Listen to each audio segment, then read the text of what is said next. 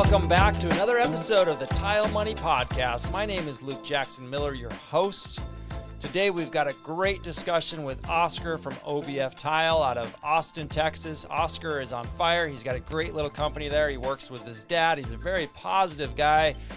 He's making some Spanish content on YouTube, TikTok, and Facebook, and we got into that. It's for tradespeople, for Spanish tradespeople, obviously, and we talked a little bit about what he's doing over there, and he's bringing a lot of value to that community and really growing that community well, and being a leader really in his community there. And I know you're really going to benefit from this podcast because beyond that, beyond the TikTok videos and the YouTube videos, we talked about how he's developed his business over the last 14 years, 16 years, and he has came up with his pricing, how he prices his job, how his work flows, how he sells value to the client, and how he has built a really sustainable business. And I know you're gonna find this content valuable and benefit from it. And our mission with this podcast is to strengthen the tile industry, one tile installer at a time. We believe that strengthening the tile installer industry is the number one way to build a stronger industry as a whole. You know, tile installers, without them, we got nothing. And we deserve to build profitable, sustainable businesses. That way we can attract others to our trade. We can give back to our communities. We can provide more value for our clients. We can take our time and do things right and not feel rushed, not feel like we're always chasing the next check, like we're always needing to maybe cut some corners to increase the time and not spend as much time on the job when really maybe the job should really deserve more time. And so that's our message with Tile Money, and I'm very proud to be the host of this podcast, and I hope you're enjoying it. It is sponsored by HappyTileGuy.com. If you need a tile contractor website, head over to HappyTileGuy.com. We have a search engine optimized websites ready to go, done for you. Very easy to get started, very cost effective, very economical. And I know you're going to be happy with your new website that will get you found and seen on Google. All right, enjoy this conversation with Oscar. Hey, Oscar, thanks so much for joining the podcast. Really excited to have you on today. Can you introduce yourself and your company and where you're at and what you do? All right. Hi, Luke. This is Oscar. I'm from Austin, Texas, and I'm a tile installer. My company name is Oscar Barrada's Flooring. So it's OBF. And we service the Austin area doing custom tile installations. Nice. How long you been in the tile trade? In the tile trade, probably close to 16 years, and on my own about 14. Nice. And what do you specialize in? I mean, custom installations. Are you doing new construction or remodels or? It's been different throughout the years, but nowadays I do mostly remodels, bathroom redos, tub to shower conversions, backsplashes. I really hate doing big floors now. After I turned 30, it was like, I used to get really excited about thousands of square feet. And now it's like, anytime they say 1,000, 2,000, it's just like, I don't know if I want to do it. Yeah. So, mostly showers and backsplashes. Yeah. Nice. And you work by yourself or you have a crew or what do you got? At the moment, it's just me and my dad, who is my helper. Okay. And he's actually been in the trade for as many years as I have. We started working for this one guy at some point, and we've been in the business for the same amount of time. So he's my helper. He's the best helper I could ever had. And we make a really good team. We're pretty efficient. Mm-hmm. He knows what he's supposed to do. I take care of all the thinking, all the, figuring out, and then he takes care of all the muscle pretty much. He cleans the buckets, makes the thin set, makes the cuts, brings the boxes and things like that. And I think we make a really good team.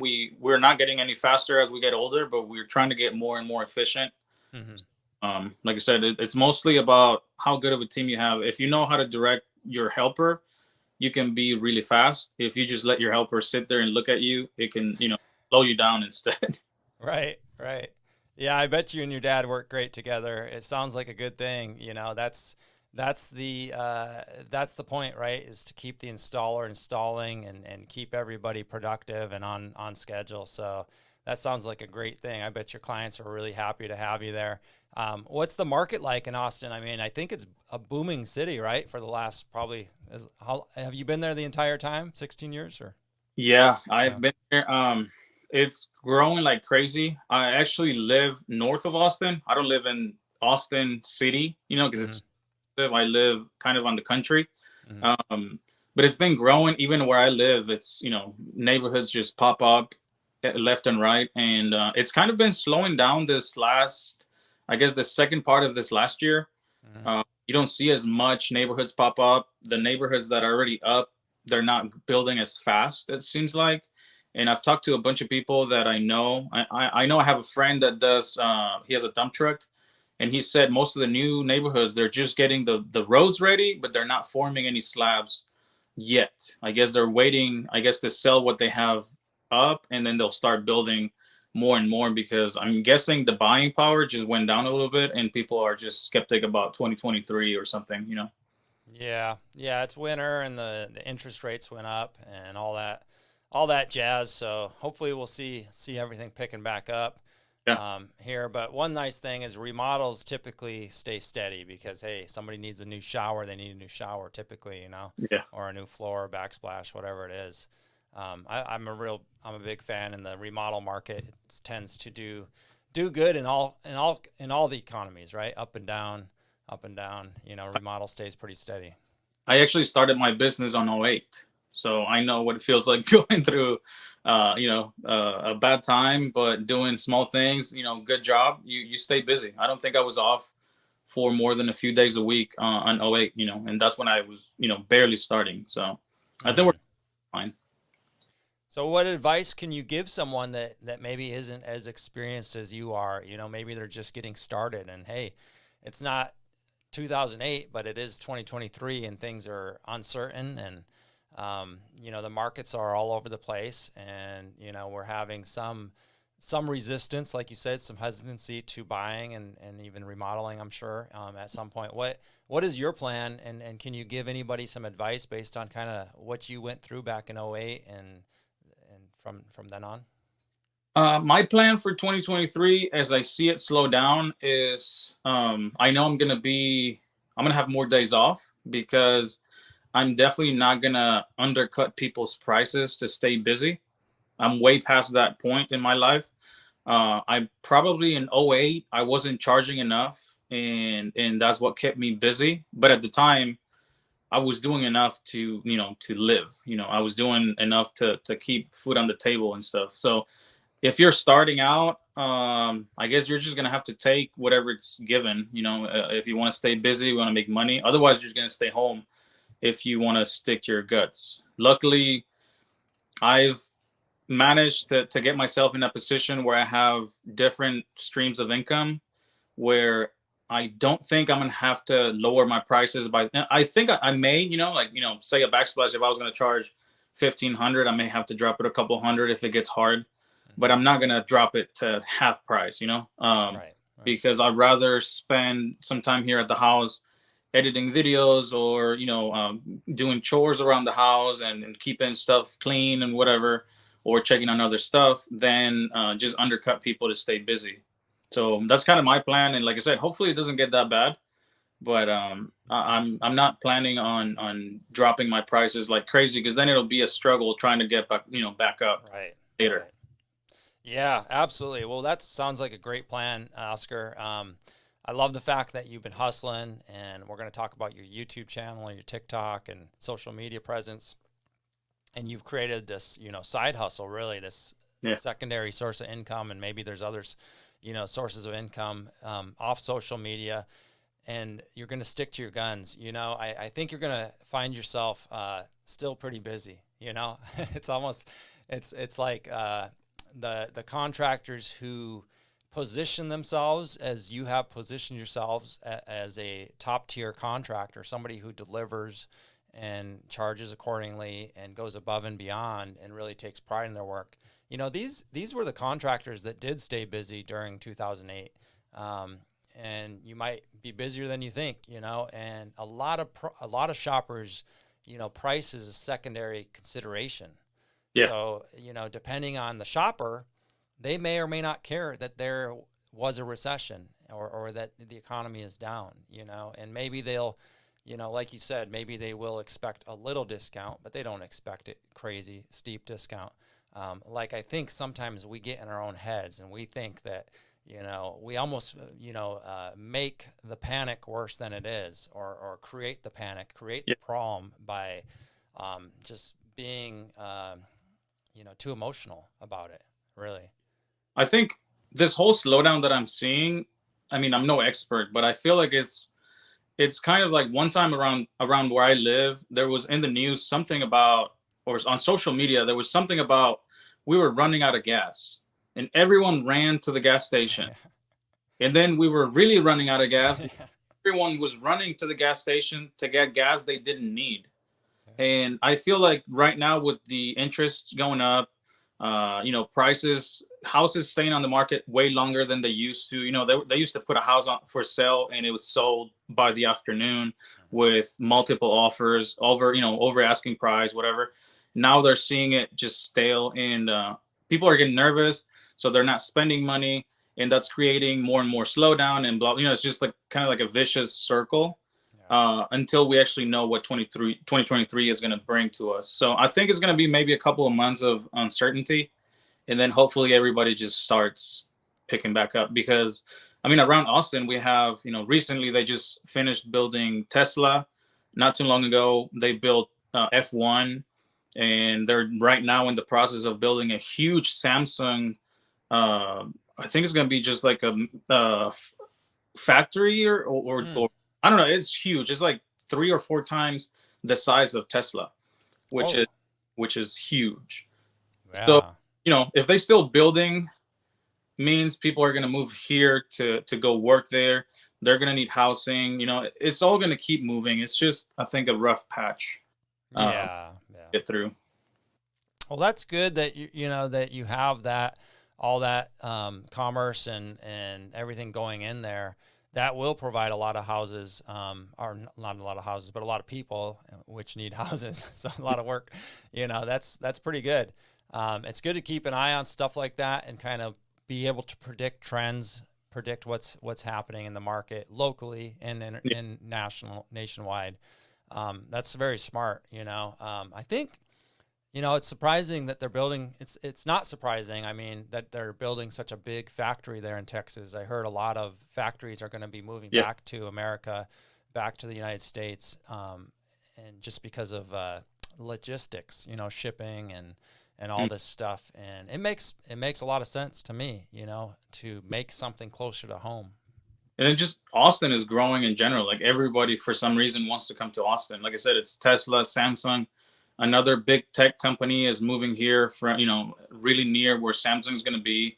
So outside of Austin, we still have a bunch of areas that are undeveloped, and it's just growing and growing and growing, which is, for one side of it, it's kind of bad because it's making everybody's taxes and living expenses higher.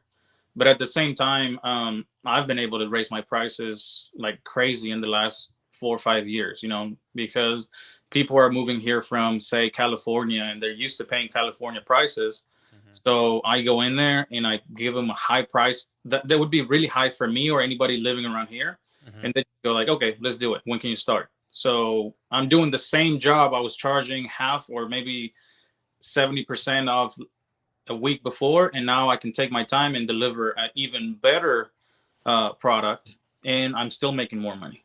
Yeah, I like the fact that you tied it in, and that's really the point, right? We charge so that we can take our time, deliver more value for the client. What other ways besides just installing tile do you say you deliver value to your client? I mean, I'm looking at your shirt, you're well put together. You obviously, wear company logos and everything. Looking good there, brother. What other value do you offer? I mean, do you offer anything that you would consider above and beyond? Yeah. I educate my clients a lot. So anytime I go into an estimate, once I've done my filtering over the phone, mm-hmm. First of all, I get a call, you're right. And this I learned from your group. So kudos to you and your group. Nice. Awesome. I just have these questions like, where'd you get my number? Because I don't advertise. So first of all, I want to know where you got my number, and if that person that gave you my number, do I trust that person? Because it's been a couple times that they got my number from somebody I don't like, or somebody that I've just kind of ended in bad terms, and I'm just like, hey, I don't do work for anybody that's related to this person. I'm sorry, and does that. Uh, Right. but if it's like, hey, I got it from my mom, my daughter, my neighbor, whatever, then it's like, okay, well, what can you tell me about your product, about your project? And they go on about, it's a backsplash, and of course, every time it's like super easy, super simple, right? Right. So this can go two ways. I can go out to your house and I can charge you a $200 visit, or you can send me as much pictures as you have of tile selections, the area, and just in general what you want done, and I can give you an estimate. But just keep in mind that this estimate, once I show up to your house, it may change, because once I give you a quote, I have to actually investigate if I didn't miss anything from the pictures, or if the material, for example, you showed me a picture of what the material looks like, but then at the end I show up and this material is only an eighth of an inch thick, or it's a really weird natural stone that needs a certain type of sealer or thin set or grout, and so I explain all that to them.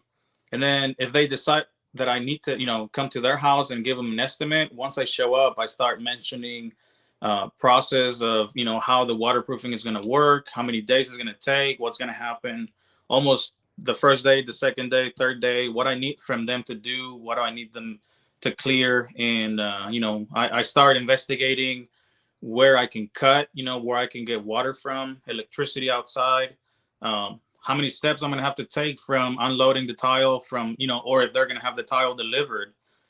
Just all these things that once I give them an estimate, quote, then I know I'm covered in all areas. But at the same time, they feel confident because everything that's coming out of my mouth is just knowledge, knowledge, knowledge. Sometimes they ask about liners, and I'm like, well, I don't use liners because this, and this. I don't want the water from your shower to sip through the grout line and get that mud set wet every single time you shower. So I use the seal system where, the waterproofing goes on top. And then anything that goes through the grout line will end up in the drain. And then that way you don't have that foul smell. And, usually they just look at me like, wow, okay, I never even knew that. Right. So I think that that's a big thing. Because, of course, every time I get a call, it's like they already know I did go to work because of somebody else's word. But at the same time, I have to prove it to them, and Sure. perfect way of proving it. It's just like, this is what I'm going to do, and this is how it's going to go down. And I feel like they just feel more comfortable letting me in their houses. I like that a lot. I like that. I like it. I have to prove it to them. And you're absolutely right, and that's how we do it, just through education and conversation, and just letting them know that we've already been there and we've thought of it, and there's not a lot of problems that come up that, after 16 years in your trade that, you're unfamiliar with. Right. And you're asking all the right things. And that's, you just win their confidence with your confidence, and assure them that it's going to get done the correct way. That's brilliant, man. And I know you're big on education. You've been on TikTok educating, and now you're on YouTube and Facebook as well a lot. Tell me about your content that you're creating. It's in Spanish. I noticed you were English Spanish there for a while, but you kind of pretty much all Spanish now, correct? Yeah. Nice. It was so I started when COVID hit, right? Everybody was at home. I actually kept working. I didn't really stay home that much, but my kids, and TikTok was big. Everybody was doing their crazy dances, and they're like, Dad, look at this video. Look at this video. So eventually I gave in and I downloaded the app, and the very first video was probably a dance with my kids. It's like, Dad, let's do this dance, blah, blah, blah. But then eventually some people started going on the platform doing videos about work, like cars, carpentry, things like that. Actually, Skyro, what's his name? Ken Balin? Ken. He was one of the first ones to post on one of the groups, like, hey guys, you guys should look into TikTok. And no one really listened to him. Everybody was like, TikTok's for kids. Right. And he was posting his videos there. So eventually I got there, and one day I saw a guy doing, like I said, carpentry, I think. So I was like, hey, I'm here at the job site. I'm going to shoot some videos. Yeah. So I started posting videos about what I was doing, or the finished product, or a certain tool that I was using. And eventually I started growing in followers. I think pretty quickly I reached maybe 10,000. And then from there on, I just took it seriously. So I started putting more thought into the videos. I wasn't just posting for posting. It was more like, well, what do I post now? Like, do I need to find some time and actually record or whatever? So I reached maybe 50,000 followers, and I was competing against some really big names on TikTok, which include, eTile, Tile Bro, and some others that are really good. And I talked to them. I actually got to meet them last coverings. Mm-hmm. So they're really cool guys, and they're really good. And I mean, Tile Bro, he's a mastermind at doing video edits. Wow. Not compete with this guy. I would have to take off work for, Right. 4 days out of the week to even come up with a video like that. Right. And I just looked over to the Spanish community, because already a bunch of maybe second generation Spanish English community was already following me, but I knew some Spanish only people were following me because they would put on the comments like, hey, can you explain this in Spanish? Sure. So then sometimes I would, but it's just too much work doing videos in 2 languages, like say posting one video and then taking that same video and doing a voiceover in a different language. It just wears you down. So Right. At the beginning of last year, 2022, the first, I think it was like January the 2nd, I posted a video and I said, hey, I'm taking this channel and I'm going to turn it into Spanish only. If you want to keep following along, that's fine. If you don't, I understand, because from now on, you're not going to listen any English here. I'm going to focus on my people, and I'm going to try to make them, learn what I've learned in so many years in the trade, because I noticed that there was a bunch of Spanish speaking people posting videos already on TikTok, but they were either completely wrong or they were doing some really sketchy stuff. They were mixing methods or water in, water out with sealed systems. They were doing liner, and then they were painting the shower pan up to the drain. And I would try to explain it to them like, hey, you're just creating a mold sandwich. And no, I've been doing this for years and no callbacks. And it's like, well, no, because those people probably died of, And anywho, I started doing the Spanish content. It really picked up. A bunch of people actually really liked it. And now I'm sitting at 100 and almost 80,000 followers on TikTok. Dang, that's awesome. Yeah. And That's great.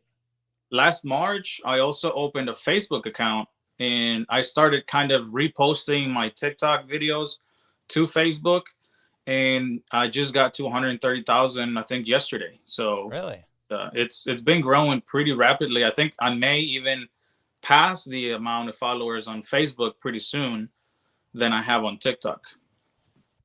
And we'll be sure to put links to TikTok, Facebook, and where else? YouTube? YouTube, I have a small following on YouTube. Mostly YouTube. It takes a long time for me to create a video for YouTube because, I have to record a bunch of footage, then come to my computer, chop it up, sometimes even do voiceovers, add music, make sure that music's not copyrighted. You just, thing after thing after. Sometimes I start a video and I don't finish until like 2-3 months later because it's just so much work. But pretty much it's just long tutorials about products. I know I have a full shower from tub to shower to glass door in Spanish using all Laticrete products, like Nice. Wow. and sealant, Multi-Max, their membrane. I think the only non-Laticrete product there was a Flow FX drain. And so I made, that series is like 16 videos because I really went in depth of every step, demo, picking out the new tile, putting up the board, sealing the seams, doing the mud set, installing the Flow FX drain, just little things like that. I'm in love with Flow FX. It's I try to keep telling people, hey, this is why Flow FX is the best drain in the game. And I just keep making videos about why they should be using it, with the adapter and all that stuff. So I try to make sure people are using it, because I see so many people on social media in general that have the good, they have the good general idea on how to build a shower. Hmm. They just need that last little push. Like, hey, if instead of using that 3-piece clamping drain, you were using a flow effects drain and then painting your mud set on top, you would be golden. Right. But instead, you're stubborn and you don't want to listen to me. But maybe one come around. Yeah. Yeah. They'll get there. Yeah. So that's awesome, man. I love this idea of, creating Spanish content across these platforms, and that tutorial for the shower building. I actually had an idea. I wanted to kind of create a tile money for Spanish. Of course it can't be me because I don't speak Spanish, but I kind of wanted to, assist somebody or encourage somebody to do that. And it sounds like you're kind of doing that on YouTube with the trade. And then I know, like, what kind of content are you making that really hits on Facebook and TikTok? Is it specific to installing, or is it more mindset and this kind of stuff? Or what would you say? Just everyday kind of stuff, or what's popular over there? I try to cover all areas, and then you never know what's going to hit. With those two, honestly, especially with TikTok, I can spend 2-3 hours editing a video that I think is going to be the next greatest hit. Yeah. It'll get 100 views. But then for myself, I have a video with over 20 million views. Oh. It's just me installing a cut piece of tile around a door jamb. But the cut was kind of intricate, and even putting it in, I had to go on an angle and then slightly turn. But I mean, we're talking about 8-9 second video, and it just went crazy. Like, my phone was just notification. I had to turn off the notifications for a few days. So you never know what's going to hit. So I try to cover installation tips, shower systems, the differences, installation process, waterproofing. Sometimes I talk about business side of, you need to be a seller. Even if you're the greatest tile installer in the world, if you don't know how to sell a job, you're going to be completely broke if you go on your own. You need to wear all these hats, and so I actually try to cover everything, and something hits, something doesn't hit, whatever. But I know at least the people that are always watching my channel, because throughout the time that you're posting, you notice that it's always the same people that comment, the same people that like it, the same people that just kind of keep pushing. As long as somebody gets help from one video, because I post videos maybe once, twice a day. And if for each video I post, if there's 1 or 2 people getting help, it's gonna be awesome. It'll make a change. And I do get a bunch of messages. A bunch of people just will direct message me on Facebook. Hey, I love your work. I wish I could install like you. Why don't I'm barely starting out, and they ask me questions, and I try to help them out. The most common question is, how much do I charge? And that from the forum, from the Tile Money forum. Right. And I just flat out tell them, like, I can't help you with that. I have no idea how much you should charge, because here in Austin, I know I can charge, say, $10,000 for a job, and I know a guy that could probably charge $3,000, and we live in the same city. Yeah. So imagine you from New York asking me for pricing advice. It's just not going to work out. So with that, I can't help. But everything else, I can try to pitch in and say, hey, well, I did this when I was starting out. I did that when I was starting out. I use these products. I use this. And I always try to be reachable. I don't really consider myself a diva, or like, oh, don't talk to me, I'm Mr. Big Guy. It's just like, if you message me and you have an honest, simple question, I will try to answer it the best I can. Of course, if you're messaging me, there was this one guy one time, I kind of let him in, and then he was calling me like every day, and I had to put a stop to that. I was like, dude, right. Oh, I'm busy. Like, I work. I actually job site and work. So, oh no, I'm sorry, man. It's just, I admire you so much. And it's like, well, I understand, but it's like, you can't be calling me at any given time. So that got a little crazy, but most of the other people, they just message me every now and then. It's pretty cool to know that the message is getting across. Yeah, no, that is exciting, man. That's very commendable, like you said, you want to help your people. You want to help them grow and understand different systems, understand how to improve their business. And even though you can't, I appreciate your take on it. Like I can't, help you dial in your numbers. That's not what I'm about, all about. But I think you said something that was really important. You said, hey, I might charge 10,000 and somebody else in my same town charges 3.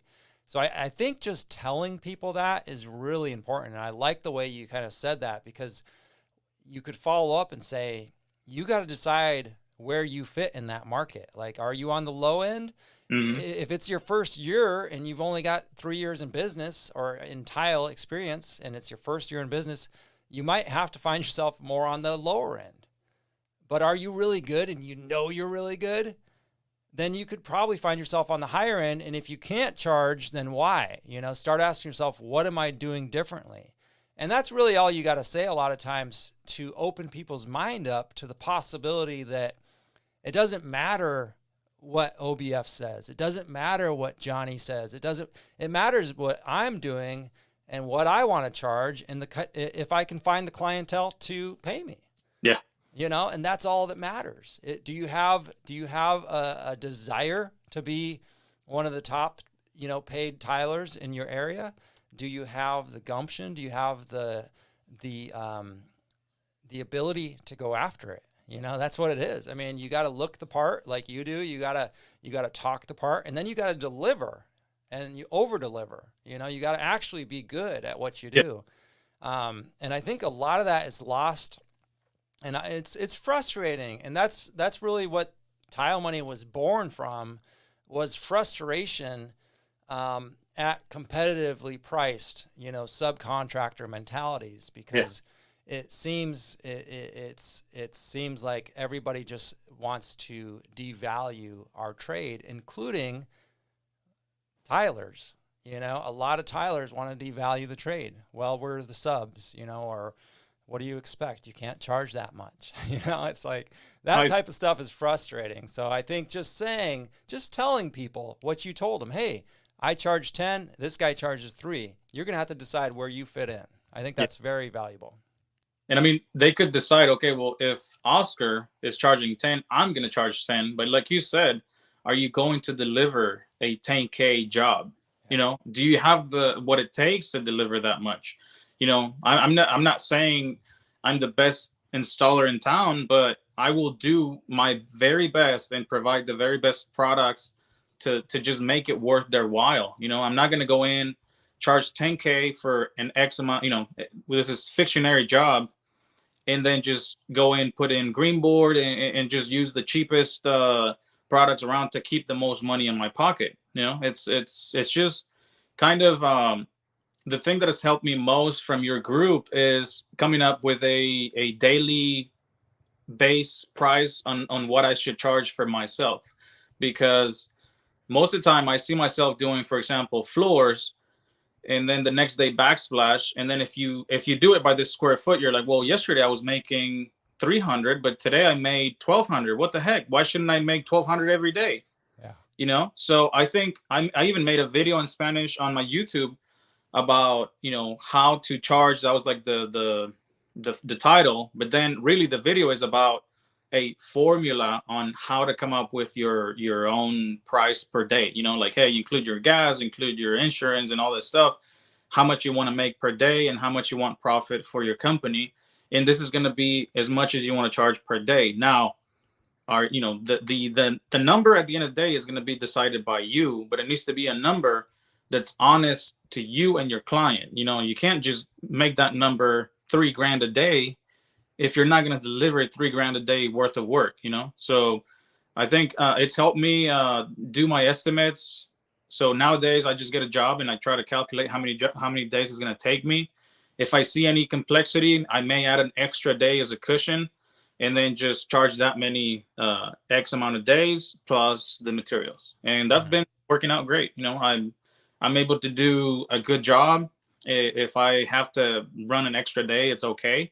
And I just take my time and I do the very best that we can. And at the same time, that's creating me content. So needless to say, I need to work a little slower sometimes because I am trying to catch that, that shot or that video for, that I'm going to be posting on my social media, which is kind of my side hustle. Yeah, that's cool.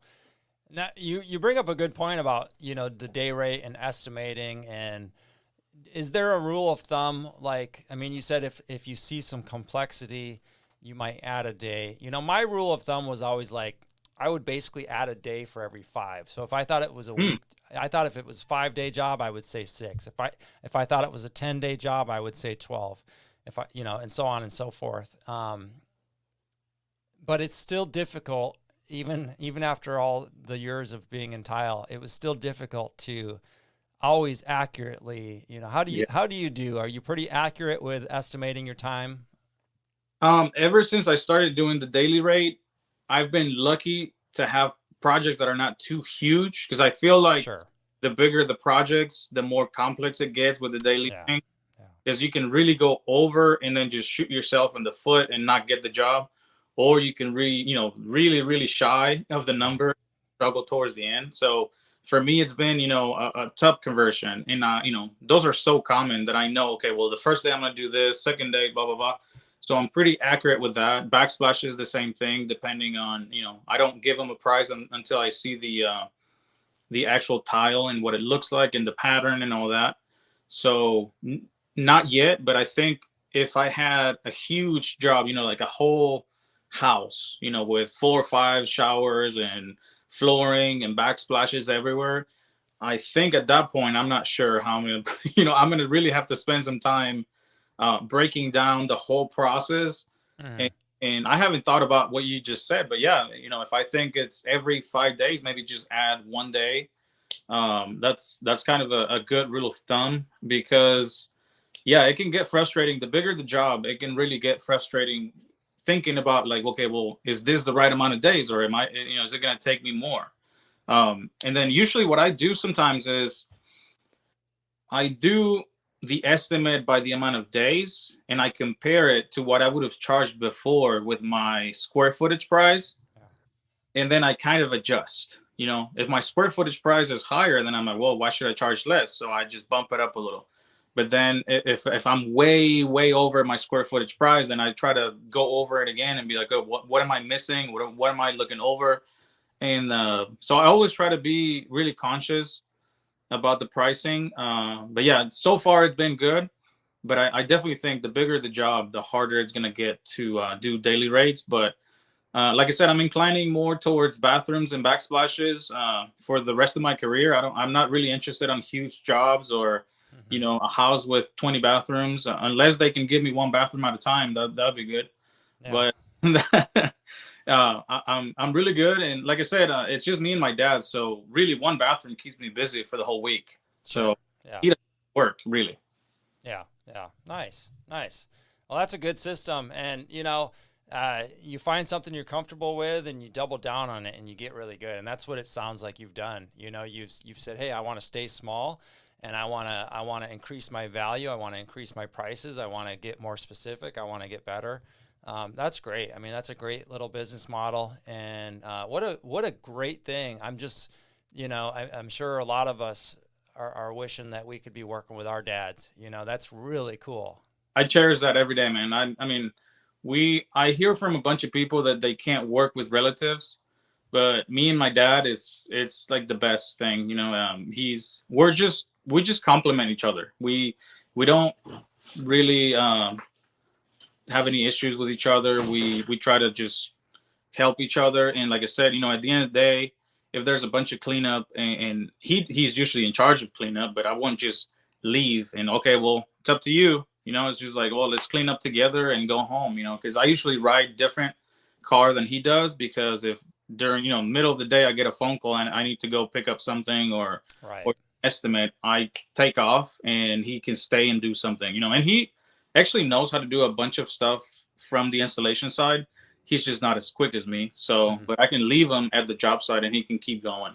But yeah, it's awesome that I get to work with him every day, because otherwise, I wouldn't see him like everybody else. I would only see him probably on the weekend or every other weekend or something. So in my case, I see him every single day, and Sometimes we stop for breakfast in the morning, get some pancakes, or we go to a nice wing place at lunchtime. We treat ourselves because I don't believe in just starving yourself all day long until you go home. And I feel, and I also try to transfer that in my videos on social media, that working in construction shouldn't be that old stereotype that we're always mad and we're always just miserable. We can have fun, and it can be a good thing. You can come out of high school, learn a trade, and go work and make some good money and be happy. You don't have to be that old construction guy on the memes that is all grumpy and just hating his life. I don't think it should be that way.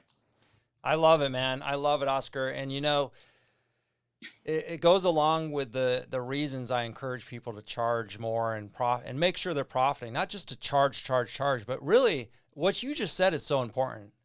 People need to enjoy their time at work, especially in a physically demanding job like tile installation. I mean, any of the trades, really. If you end up burning yourself out, you're gonna end up in your 30s in pain.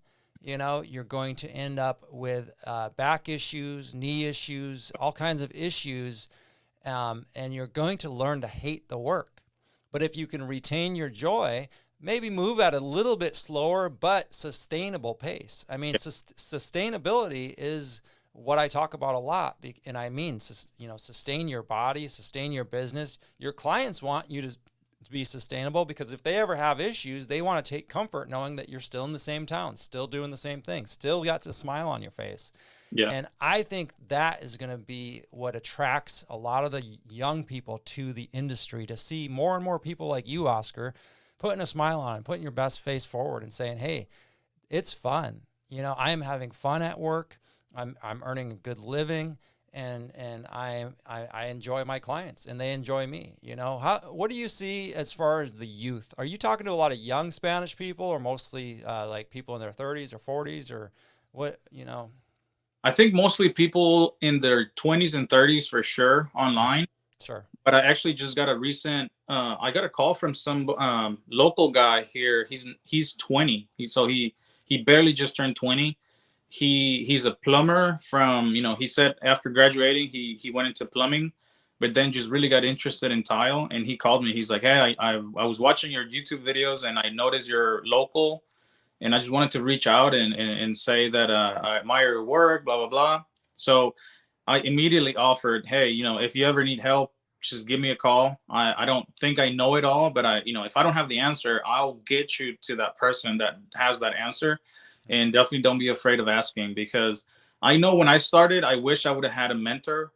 I wish I would have had somebody that I could have called, but instead I had to, rely on John Bridge Forum, which was great. But I didn't know any of those people. Luckily enough, they were kind enough to sure. Share information. If it wasn't for John Bridge, I don't think I would be a tiler right now, because that's kind of what carried me through my, I went out on my own. I still didn't know a bunch of things and a bunch of methods. And that's kind of how I got started and just got carried through. But it would have been nice that I had a mentor and somebody I could have just pick up the phone and ask questions to. But unfortunately, I didn't. And, it's okay, because we all learn in different ways. But I want to be that person to somebody, or many people nowadays, that I have this audience, and I'm able to post a video and have hundreds of thousands of people see my videos. It's kind of cool. And I try to carry myself professionally, even on my videos. I do joke around every now and then, because I do want people to see that it's fun to work. Yeah. But I don't carry myself disrespectful or doing pranks on people, or, just kind of keep myself in line with what I'm doing. And then, hey, at the same time, you can have fun and you can be at the job site and record a dancing TikTok video and it's funny, but I want people that are younger to see me, that I don't look that old. I mean, some people tell me that I don't look my age. Some people tell me I look older, whatever, but somebody who's not too old, that is still, in the trades and is having fun. And maybe they say, hey, maybe I can do this because I don't want to go to college. And, because not everyone is meant to go to college. Yeah. And maybe it'll save them some money in the long run, and they can start a career doing something. And I'm not even saying they have to be a tile guy. I tell my son, I mean, I have a 16-year-old, he's about to be 17, and I tell him every day, it's like, you don't have to be a tile guy. Let this be your last resource. You can go into, you can go to college, or you can look into AC, plumbing, electrician, or automotive, whatever. If none of that works out, I'm going to be here doing tile work. But at the same time, just know that my expectations are way up here. If I bring you in, you're going to be, you're going to have to be this good. And he knows that. He follows me on social media. He helps me shoot some of the videos every now and then. So it's he kind of gets to see it first person. And I don't know what he's going to do, but I don't really care for people picking tile, like, oh, this tiler came into the business because of my videos. I just want them to look into construction in general as an option, because most people that don't go to college, they're just like, well, I guess I have to go to work at McDonald's, and that's not the case. Right. Yeah. I love it. Well, I love your positivity and the message you have and the professionalism you bring and the personality you bring combined, man. You're doing great. I just want to encourage you to keep it up, Oscar. I'm encouraged, man. I'm motivated after this conversation. I know a lot of people probably are motivated and benefited a lot. You gave a lot of insight. I want to thank you for taking the time out of your day to come on the podcast and share your knowledge. And I want to encourage you just to keep making content. Keep making the Spanish videos, and if I can help you in any way, let me know how I can help you, and maybe we can do something together at some point. I do think it would be valuable to develop a Spanish business podcast for people to learn from, and I'm kind of it's been on my mind for over a year or more, and it's one of those things in the back of my mind. Yeah, one of those plans that we always have, and right. off the ground. But yeah, man, thank you for inviting me. Honestly, I've been a fan of your page since you started it, and I've learned a bunch of things thanks to the page. I've been able to open my mind about pricing and just raising prices and value myself. I never really thought about being on the actual podcast, and now I am. So I'm actually really happy that I'm here, and I can't wait for future collaborations, man. I think there's a bunch of room for things. Absolutely. Please stay in touch, man, and we'll be rooting for you. Hopefully we'll see you at coverings. Oh yeah, for sure. Yeah, I'll be there. Nice. All right, Oscar, have a great day. All right, you too, man. All right, brother. All right, everybody. I hope you enjoyed that conversation as much as I enjoyed having it with Oscar. Hey, listen, if you enjoyed this podcast, we could really use some honest reviews over on iTunes or even our Facebook page and even Spotify, wherever you listen to the podcast. And if you would rather watch it, we are on YouTube. Go subscribe to us over there. We're putting out weekly content, weekly interviews, just like the one you heard today. And we're also putting out some shorter content throughout the week. And our main goal, again, is to strengthen your bottom line, strengthen your business. So tile friends, remember, stay positive, and above all else, please, please, please stay profitable out there, tile friends. All right, over and out. We'll talk to you next week.